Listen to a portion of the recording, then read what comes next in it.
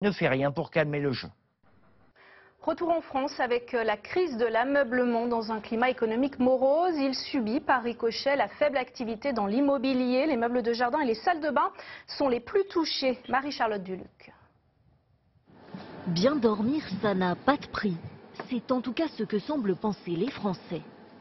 Je veux un matelas à la fois confortable et pour les enfants qui viennent à la maison, ma petite fille, voilà, les amis. Le sommeil, c'est quelque chose d'important pour la longévité et la santé, donc pour moi c'était important d'acheter un bon lit.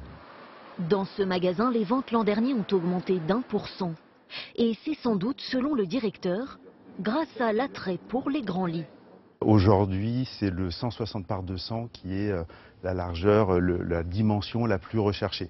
La literie marche de mieux en mieux parce que les gens prennent conscience qu'il est important d'avoir une bonne literie pour bien dormir et pour avoir une bonne journée derrière. Si la literie se porte bien, elle fait figure d'exception dans un marché du meuble en berne, moins 5,1% l'an dernier.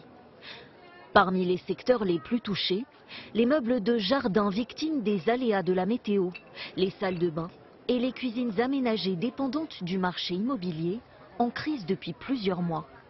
Mais la tendance pourrait bien s'inverser en ce début d'année, selon ce spécialiste.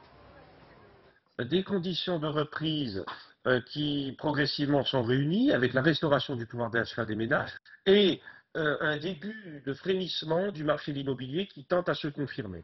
Les professionnels misent sur des baisses de prix ou des facilités de paiement pour aider à la relance du secteur.